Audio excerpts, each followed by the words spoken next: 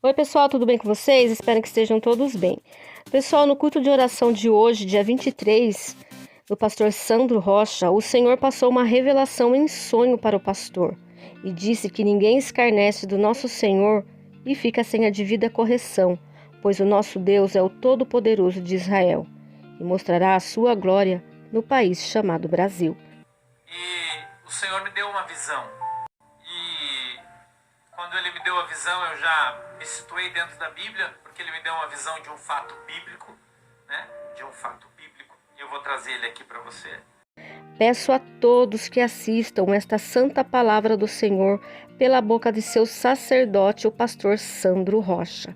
E se gostarem, não esqueçam de compartilhar este vídeo e se inscrever no nosso canal Elaine Receitas de Família e do pastor Sandro Rocha. O pastor faz live de segunda a sexta a partir das 9h30 da manhã e aos domingos às 20 horas, tá bom, pessoal? Então deixem seu like aí para estar dando uma força para o nosso canal e ative o sininho de notificação para vocês serem notificados dos próximos vídeos, tá bom? Fiquem com Deus, Deus abençoe a todos e vamos pro vídeo. Tchau, pessoal! Eu quero trazer uma mensagem para você hoje. Ai, Jesus. Ontem eu estava caminhando na praia. Eu ia à minha praia, né? Caminhando na praia ontem, nem de manhã. Já podia caminhar de novo, mas ontem. E o Senhor me deu uma visão lá na praia. E quando o Senhor me deu essa visão, Ele falou comigo a respeito de uma série de coisas. Ele falou sobre a minha e sobre a sua vida. Sobre a nossa vida. E louvo a Deus pelo conhecimento que Ele me deu da sua palavra. E quando Ele me deu a visão, eu já me situei dentro da Bíblia, porque Ele me deu uma visão de um fato bíblico, né? De um fato bíblico. E eu vou trazer ele aqui para você. Eu vou compartilhar ele aqui com você. E a gente vai tratar sobre isso. Obrigado. E o Senhor trouxe, então, ao meu coração uma mensagem. E eu me alegrei e disse, uau! O Espírito Santo me deu a mensagem de domingo. Então, quando você ouvir essa mensagem, você vai estar ouvindo aquilo que Deus falou para mim no sábado. Essa semana eu tive um sonho bem duro comigo, um sonho de Deus. E eu acordei, no meio da madrugada, não consegui dormir mais. Quando eu dormi já era de dia. Fiquei muito preocupado com o sonho que Deus me deu. Muito. Mas era um sonho para mim, não é para vocês, é para mim. Porque eu não entendi ele. E Deus não me falou o que ele queria dizer. Não me deu discernimento. Mas quando era mais ou menos umas 5h30, o meu galo começou a cantar. Sim, eu tenho um galo, né? Começou a cantar. Era 5h30. Eu consegui dormir. Quando acordei de manhã, antes do nosso estudo bíblico matinal, eu estava perambulando já lá por baixo, porque acordei bem cedo. E o Espírito Santo então falou comigo de novo. Isso era sexta-feira. E me deu o discernimento do sonho que ele havia me dado. E eu entendi, e o Senhor então falou comigo.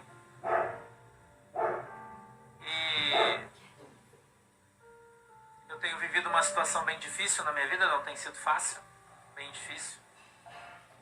Em função de tudo que está acontecendo, vivo uma pressão muito grande. Mas é inerente à posição em que Deus me colocou, eu entendo isso. E ali então o Senhor trouxe para mim uma palavra muito forte no meu coração. E eu tive o entendimento de maneira muito clara a respeito de tudo. Eu não estou te enrolando, estou só te contando. É claro que eu não posso te contar, né, isso, porque é uma coisa minha, particular, pessoal, entre eu e Deus. E no sábado, então, eu pude ir caminhar de manhã. E as minhas caminhadas de manhã sempre são para orar, elas duram em média 1h30, um período que eu tiro além do meu dia normal para orar, sábado e no domingo, de manhã. E nessa oração então Deus me deu uma visão. E nessa visão eu vi a arca de Deus sendo tomada pelo exército inimigo. E era como se eu estivesse lá, no meio daquela ação de guerra, onde tinham milhares de pessoas mortas à espada, à lança. E eu via o exército filisteu levando a arca de Deus embora, se alegrando porque haviam vencido a batalha. E eu pude ouvir, e eu vou dizer uma coisa para você, a tristeza tomou conta do meu coração. Esse final de semana foi um final de semana difícil para mim, porque eu pude ouvir e sentir a tristeza do coração do povo de Deus quando a arca foi levada. Choro, angústia, a tristeza. E eu vi a arca de Deus sendo levada e aquele povo indo ao longe. E o Senhor me permitiu, eu não sei se num arrebatamento de espírito, numa visão, eu não sei, observando tudo aquilo, vendo uma parte do exército vitoriosa indo embora e a parte do exército que perdeu, chorando, muito triste. E eu disse: Senhor, por que esse desespero no meio do povo de Deus? E o Senhor disse para mim: filho, a arca não representa uma pessoa. A arca, ela não representa uma nação, um povo. A arca simboliza a alegria. A arca simboliza o júbilo. A arca simboliza a minha presença. Aonde a arca está, eu estou. E aonde eu estou, até a tristeza tem que saltar de alegria. Mas quando a arca foi levada do meio do meu povo, e eu permiti que isso acontecesse, houve uma grande comoção nacional.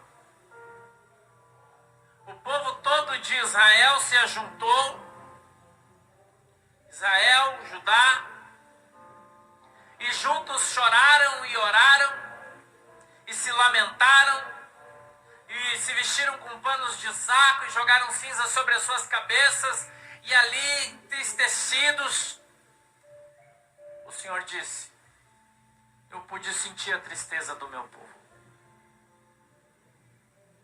Eu senti a dor no meu coração que eles estavam sentindo. Deus disse isso para mim. Mas aquilo era preciso e necessário para que houvesse um conserto com o meu povo. Eu alertei através dos profetas a minha igreja, mas eles não me ouviram. E eu precisei então retirar a minha presença, para que todos entendessem e percebessem o quão preciosa ela é. E quando ele falava assim comigo ainda, eu ouvi sinos. Quem é mais antigo sabe o que eu vou falar. Aquele sino que você põe no pescoço das cabras, dos cabritos, as vacas. Quando ela está no meio do mato, você sabe onde ela está, que toda vez que ela mexe o pescoço, bate o sino, você sabe onde está o bicho. Aquele sino, eu ouvi eles batendo. Aquele barulhinho, que eu não vou imitá-los aqui para não pagar esse bico. Aquele barulhinho do sino que vocês já conhecem. E quando eu olhei, eu tive uma visão de uma estrada longínqua. E eu ouvi aquele barulho, pouquinho, bem baixinho, porque elas estavam longe. E o Senhor então apontava o dedo para mim e disse: olha. E eu olhei. O que você vê? Eu disse: são as vacas, Senhor. Porque eu conheço a Bíblia, irmão. conheço a passagem, a história muito bem. Eu disse, são as vacas que os filisteus mandaram para trazer a arca de volta. Ele disse, diga para o meu povo que eu estou trazendo a arca de volta no meio do povo de Deus. Que eu tenho visto a tristeza, choro, o desespero. Mas diga a eles, disse o Senhor, que eu tenho sentido a dor que eles têm sentido. Que foi preciso que a arca saísse por um tempo. E mais uma vez eu vou dizer, a arca não simboliza uma pessoa. É um sentimento.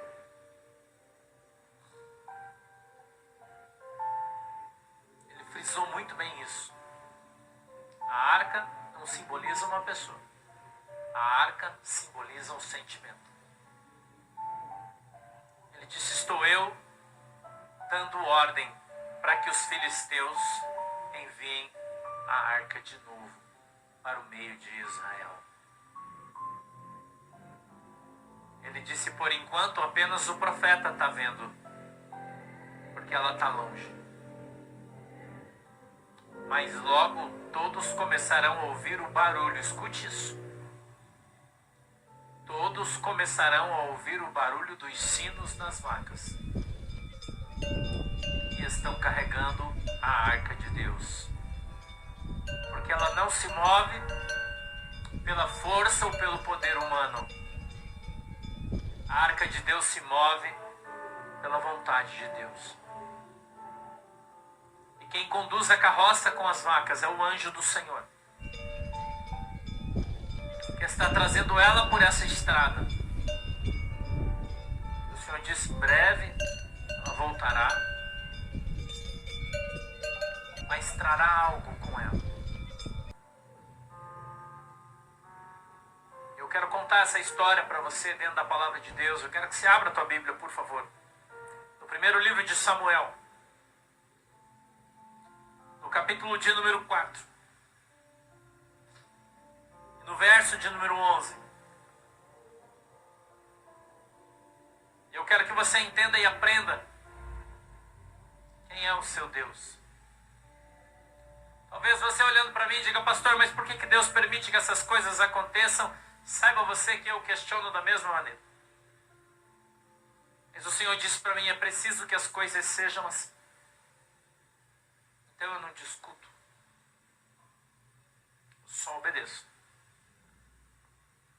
1 Samuel, capítulo 4, verso de número 11. E a minha Bíblia diz assim, e foi tomada a arca de Deus, e os 2 filhos de Eli, Ofni e Finés, morreram. Então, correu da batalha um homem de Benjamim, chegou no mesmo dia a Siló, e trazia as vestes rotas e terra sobre a cabeça. E chegando ele, eis que Eli estava sentado sobre uma cadeira, vigiando ao pé do caminho, porquanto o seu coração estava tremendo pela arca de Deus. Entrando, pois, aquele homem a anunciar isso na cidade, toda a cidade gritou. E Eli, ouvindo a voz do grito, disse, que voz de alvoroço é essa?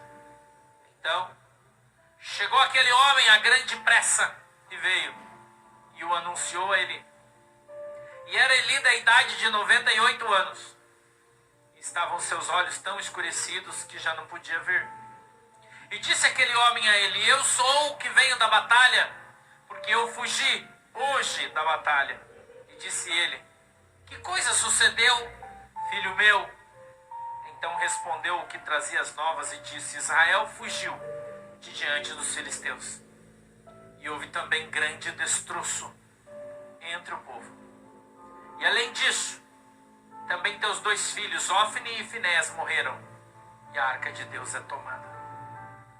E sucedeu que, fazendo ele menção da arca de Deus, Eli caiu da cadeira para trás, da banda da porta, quebrou-se-lhe o pescoço e morreu, porquanto o homem era velho e pesado, e tinha ele julgado a Israel 40 anos.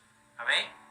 Feche os seus olhinhos, incline a sua cabeça que nós vamos orar. Querido Deus, Em nome de Jesus, Senhor, eu peço que o Senhor dê para nós o discernimento e o entendimento da Tua palavra, que ela possa, Deus, descer revelada aos nossos corações, segundo é a vontade e o desejo do Teu coração, em nome de Jesus. Eu peço que o Senhor estenda as Tuas mãos sobre a minha vida, Senhor, e me abençoe. Senhor, dá para mim a capacidade de pregar o Teu Evangelho com toda a intrepidez do Teu Espírito, segundo é a vontade e o desejo do Teu coração. Que esse pensamento não seja meu, mas o Seu. Que o Senhor possa enviar do céu essa mensagem discernida de maneira simples, para que todos possamos entendê-la e aprender com ela. Em nome de Jesus. Amém e amém. Quando Deus chama Samuel pela primeira vez, ele é ainda um guri. A Bíblia diz que Samuel é acordado no meio da noite,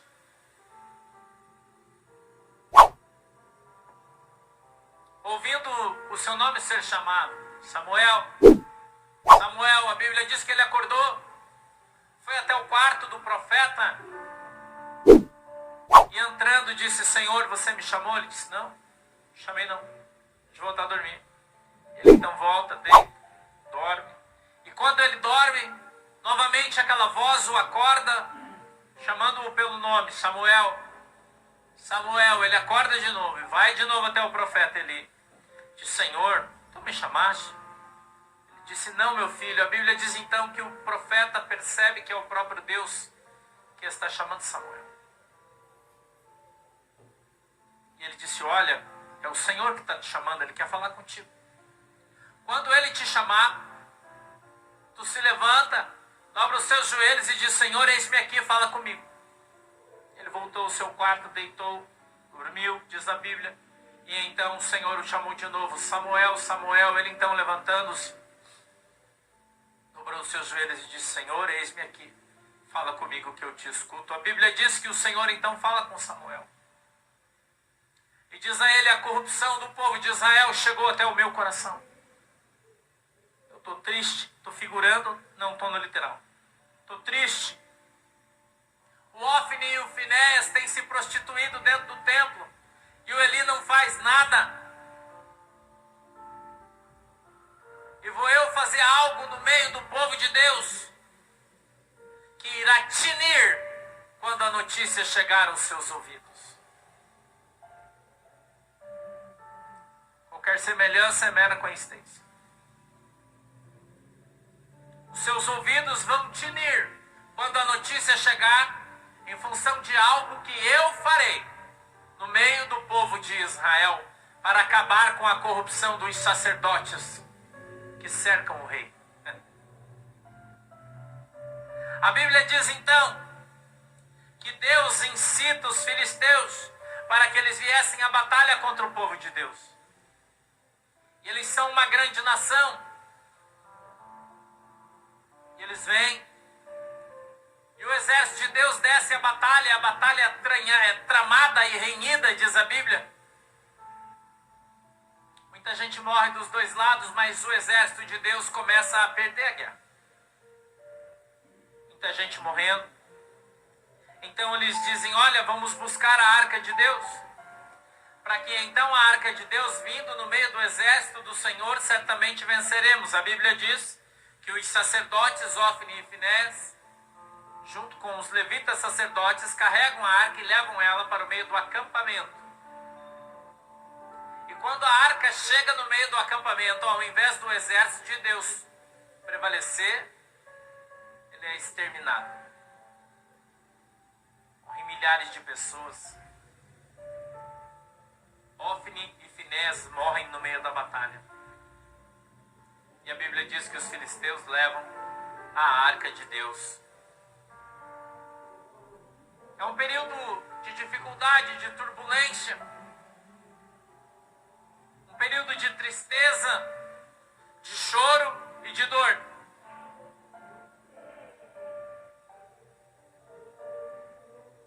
Preciso e necessário para que o povo de Deus fizesse uma reflexão sobre a situação deles diante de Deus. Quando Deus não se agrada de alguma coisa, Ele muda.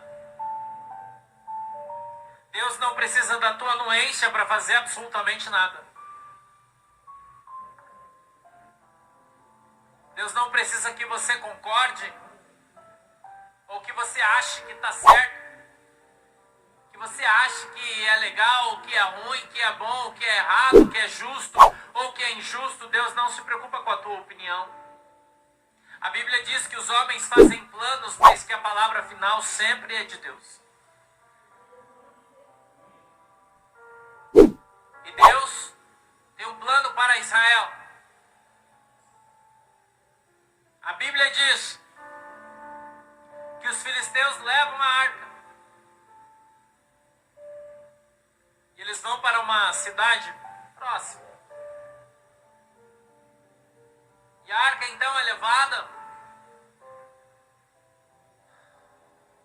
para um lugar onde os filisteus cultuavam o seu Deus.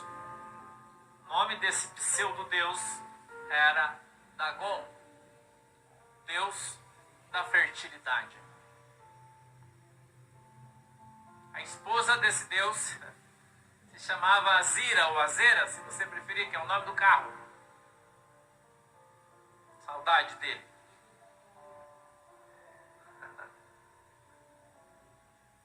Se você tivesse tido um, você também teria saudade, tenho certeza.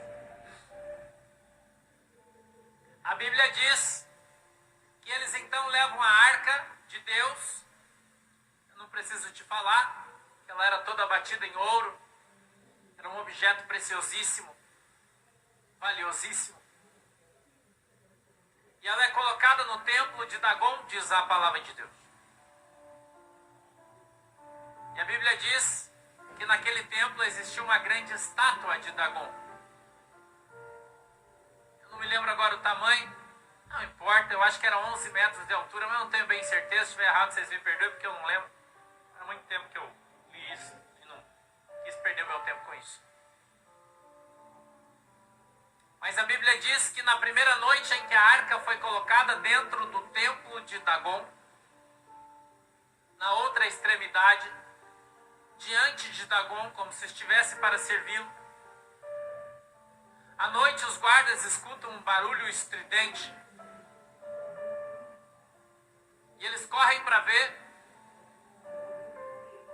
E a estátua de Dagon tinha caído no chão, com a boca no chão, diante da arca de Deus. Todo mundo fica assustado, apavorado. Levantam a estátua e assim fica até outro dia. E no outro dia, diz a Bíblia, de noite um barulho de novo. E o Dagon amanhece com a boca no chão, com a cara no pó diante da arca de Deus. Mas, dessa vez, ele tem o seu tronco na altura da cintura cortado. Não é quebrado, é cortado. Seus pulsos cortados e o seu pescoço cortado. A sua estátua está decapitada. E ele está todo em pedaços diante da arca de Deus. E eu quero trazer uma revelação, a primeira da palavra de Deus para você nessa noite. Na presença de Deus, ninguém permanece sem que Deus tenha autorizado. Ninguém vai escarnecer da igreja de Cristo. Ninguém vai escarnecer das coisas santas e sagradas de Deus. Escute o que eu estou te falando. Porque quem se levanta para defender a sua noiva não é outro, é o noivo. E em breve ouviremos o barulho de Dagon caindo no chão. A Bíblia então diz, eu falo sempre que o meu Deus tem um humor incrível. Eu não sei como as pessoas ao lerem a Bíblia não conseguem ver isso, eu adoro. Porque o Dagon Para os filisteus era o Deus da reprodução. Era o Deus que agia na vida sexual das pessoas. Era o Deus considerado a virilidade. E então o Senhor envia uma praga sobre os filisteus de tumores, úlceras, que você sabe que são feridas, e hemorroidas. E diz a Bíblia que não era pouco, irmão. Que as coisas ficavam à mostra e as pessoas não conseguiram nem sentar, quem dirá fazer outra coisa. Só os tumores e as feridas nas suas partes íntimas, nas quais eles dedicavam ao seu Deus. E a Bíblia diz que os tumores, as feridas eram do tamanho de uma mão cerrada de um homem. Não era uma feridinha, não. Era uma feridona. E aquela praga começou a se espalhar. Começou a se espalhar por todo o povo. E então, os entendidos, sábios, feiticeiros daquele povo, reunidos, disseram: certamente é o Deus dos judeus que enviou uma praga no meio do nosso povo, porque nós tomamos a sua arca. Escute isso. Os príncipes reunidos, os principais príncipes dos filisteus reunidos, então, em conselho, falaram: vamos devolver esse negócio. Porque se fica aqui, nós vamos morrer todo mundo. Mas como faremos, eles disseram, para levar isso de novo sem que nos seja uma vergonha? Então eles disseram: vamos arrumar 2 vacas com cria. Vamos fazer uma carroça nova. Vamos colocar a arca sobre essa carroça e certamente o Deus de Israel a conduzirá aonde Ele quiser. E eu vou falar uma coisa para você. Quando Deus começa a se mover no meio da terra, até o ímpio percebe. Até o incrédulo sabe que a ação vem de Deus. Os príncipes disseram: mas o que faremos para cessar a praga? Eles disseram: vamos fazer então tumores de ouro, batidos e esculpidos nos burius. Você não sabe o que é buriu? É um instrumento de metal pontiagudo que os ourives usam para entalhar o ouro, fazer as joias. Esses cortes que tem nas suas joias são feitos todos com buriu, instrumento utilizado por ourivesaria. E assim a Bíblia diz que eles fizeram tumores de ouro do tamanho de mãos, vários, dezenas, quem sabe centenas. Colocaram em caixas, a Bíblia diz que um grande tesouro, e colocaram ao redor da arca na carroça. E soltaram as vacas. E a Bíblia diz que elas então, mugindo, foram a caminho de Israel, sem que ninguém fisicamente as conduzisse. Até que elas entraram pela fronteira. Os filisteus tinham a sua terra ao norte de Israel. E as vacas então vindo na direção sul. Entraram em Israel, chegando numa tribo. Houve ali grande alegria no meio do povo. E a arca não veio sozinha. Quando a arca chegou,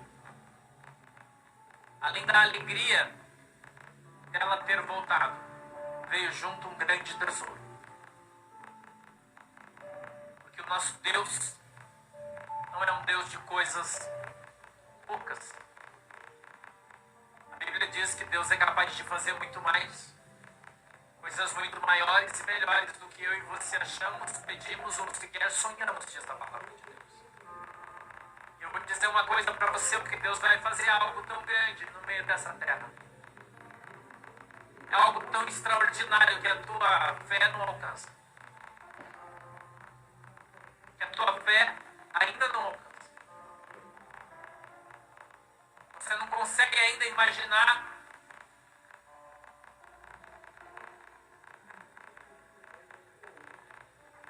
o poder de Deus quando Ele entra em ação. E aquilo que Ele é capaz de fazer no meio de um povo que ora. No meio de uma igreja que se arrepende do seu pecado e que o busca em orações, jejuns, súplicas. E a igreja tem buscado a Deus com o coração quebrantado, tem buscado a Deus, tem se humilhado diante de Deus. A igreja verdadeira, né? A falsa está fazendo pacto com Dagon. Mas a verdadeira está buscando a Deus. Está buscando a presença do Deus vivo de Israel. Nosso Senhor e Salvador. Olha o capítulo de número 5 e o verso de número 1. Os filisteus, pois, tomaram a arca de Deus e a trouxeram a Ebenezer e Asdod. E tomaram os filisteus a arca de Deus e a meteram na casa de Dagon e a puseram junto a Dagon. Levantando-se, porém, de madrugada os de Asdod, no dia seguinte, eis que Dagon estava caído com o rosto em terra diante da arca, e tomaram Dagon e tomaram Apolo no seu lugar. Levantando-se de madrugada no dia seguinte, pela manhã, eis que Dagon jazia caído com o rosto em terra diante da arca do Senhor, e a cabeça de Dagon e ambos as palmas das suas mãos cortadas sobre o limiar. Somente o tronco ficou a Dagon. Pelo que nem os sacerdotes de Dagon, nem nenhum de todos os que entraram na casa de Dagon, pisam o limiar de Dagon em Asdod, até o dia de hoje. Porém a mão do Senhor se agravou sobre os de Asdod, os assolou e os feriu com hemorroidas, e os assolou e os feriu com hemorroidas a Asdod e aos seus termos. Vendo então os homens de Asdod que assim era, disseram: não fique conosco a arca de Deus de Israel, pois a sua mão é dura sobre nós e sobre Dagon, o nosso Deus. Pelo que enviaram e congregaram a si todos os príncipes dos filisteus e disseram: que faremos nós da arca de Deus de Israel? Responderam: a arca de Deus de Israel dará volta a Gade. Assim a rodearam com a arca do Deus de Israel, e sucedeu que, desde que a rodearam com ela, a mão do Senhor veio contra aquela cidade com muito grande vexação, pois feriu os homens daquela cidade, desde o pequeno até o grande, e tinham hemorroidas nas partes secretas. Então enviaram a arca de Deus a Ecrom. Sucedeu, porém, que vindo a arca de Deus a Ecrom, os de Ecrom exclamaram, dizendo: transportaram para nós a arca de Deus de Israel, para nos matarem, a nós e ao nosso povo. E enviaram e congregaram a todos os príncipes dos filisteus e disseram: enviai a arca de Deus de Israel, e tome para o seu lugar, para que não mate nem a nós, nem ao nosso povo. Porque havia mortal vexação em toda a cidade, e a mão de Deus muito se agravara ali. E os homens que não morriam eram tão feridos com hemorroidas, que o clamor da cidade subia até o céu. Deus apertou aquele povo de uma maneira que eles se viram obrigados a fazer a vontade de Deus. Escute isso, segundo a revelação dentro da palavra de Deus. Ninguém vai fazer nada porque quer. Ninguém vai fazer nada porque é bonzinho. As pessoas são movidas pelo poder da mão de Deus. Não tenha você dúvida disso. Deus sempre comandou, comanda e comandará todas as nações, todas as pessoas, todas as coisas, todas as circunstâncias e situações são movidas e comandadas pelo próprio Deus. Não tenha você dúvida disso. O diabo não tem poder. O diabo mente, engana, rouba, caracteriza e descaracteriza. Mas ele não tem poder e muito menos autoridade. Jesus disse: me foi dado todo o poder no céu e na terra. Todo o poder emana de Deus. O Senhor Jesus Cristo é o Deus Todo-Poderoso, que move as suas mãos, que moverá as suas mãos em favor da sua igreja, quando for o tempo agradável a Deus.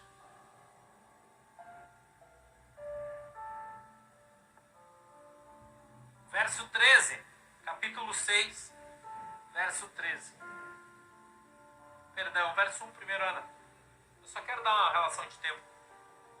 Havendo, pois, estado a arca do Senhor na terra dos filisteus 7 meses. Repita comigo, 7 meses. A arca ficou na terra dos filisteus 7 meses. O período que foi determinado por Deus. Nem um dia a mais. Entenda e aprenda que é um tempo determinado no céu e na terra para todas as... Verso 13. E andavam os de Bet-Semes, fazendo a colheita do trigo no vale. E levantando os olhos, viram a arca. E vendo-a, se alegraram. O carro veio ao campo de Josué, o Bet-Semita, e parou ali. E ali estava uma grande pedra. E fenderam a madeira do carro e ofereceram as vacas ao Senhor em holocausto. E os levitas desceram a arca do Senhor, como também o cofre que estava junto a ela, em que estavam as obras de ouro, e puseram-nos sobre aquela grande pedra. E os homens de Bet-Semes ofereceram holocaustos e sacrifícios ao Senhor no mesmo dia. E vendo aquilo, os 5 príncipes dos filisteus voltaram para Ecrom no mesmo dia.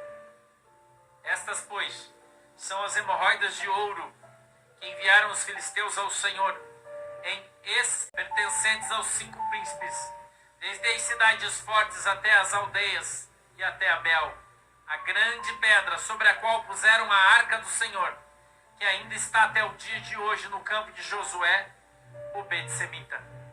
E feriu o Senhor os homens de Bet-Semes, porquanto olharam para dentro da arca do Senhor, até ferir do povo 50.070 homens. Então o povo se entristeceu, porquanto o Senhor fizera tão grande estrago entre o povo. Então disseram os homens de Bet-Semes: quem poderia estar em pé perante o Senhor, este Deus santo? E a quem subirá de nós? Enviaram, pois, mensageiros aos habitantes de Kiriat-Jearim, dizendo: os filisteus remeteram a arca do Senhor.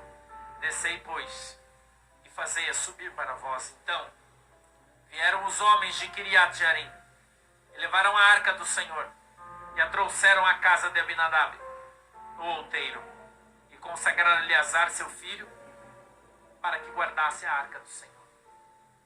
Quando eles trouxeram a arca de Deus, ela foi posta sobre uma grande pedra. E então o povo todo curioso disseram: vamos abrir a arca para ver o que tem dentro.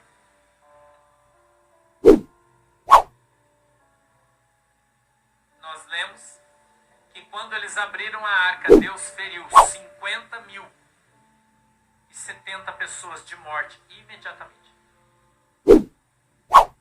Pastor, por que o senhor agregou esse texto? Existem coisas que Deus deu a alguns e não deu a outros. E aqueles que colocam as suas mãos onde não devem, que se metem nas coisas de Deus, eles são punidos com a morte. Hoje, nós vivemos debaixo do tempo da graça. E o Senhor permite que as pessoas se arrependam do seu pecado.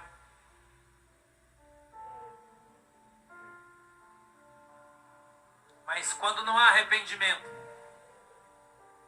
a ação da mão de Deus é impiedosa sobre aqueles que se levantam sobre a arca de Deus, ou contra a arca de Deus. Ontem, sábado, quando Deus falava comigo, eu tive uma visão desse texto. E eu pude contemplar a carroça com as vacas, com os tumores, e eu disse: Deus, esse cofre grande que está sobre a carroça, por que eu o estou vendo? E o Senhor disse para mim: filho, quando a arca chegar sobre essa nação, terá junto uma grande unção de prosperidade. Vou eu restaurar a sorte do meu povo.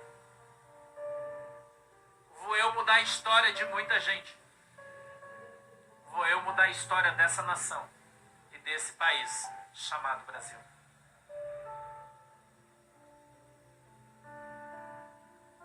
Fique de pé. Quero orar por você. Feche os seus olhos.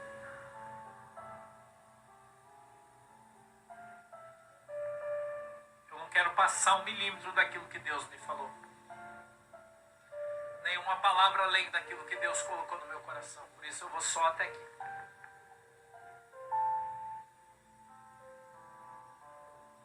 O povo de Deus é conhecido pela sua fé. A Bíblia diz que se crermos, veremos a glória de Deus. A função do diabo é atacar a sua fé. É calar a boca dos profetas. É cessar a alegria da igreja. É acabar com a intercessão e com a oração dos santos. Mas Deus está chamando a sua igreja para orar. Para buscar a Cristo e crer nele de todo o coração, alma e entendimento. Quando Pedro avista Jesus caminhando sobre o mar, a Bíblia diz que ele, numa ação rápida, disse: Deus, se és tu, manda que eu desça e ande sobre as águas até onde o Senhor está. E Jesus disse: vem, Pedro, e ele desceu. E a Bíblia diz que ele deu 1 passo e 2, mas então ele começou a ouvir o barulho do vento. Ele começou a olhar para as grandes ondas que vinham sobre ele e teve medo. E a Bíblia diz que o medo fez com que ele começasse a afundar. E Jesus caminhou rapidamente até onde ele estava e deu a mão, o segurando.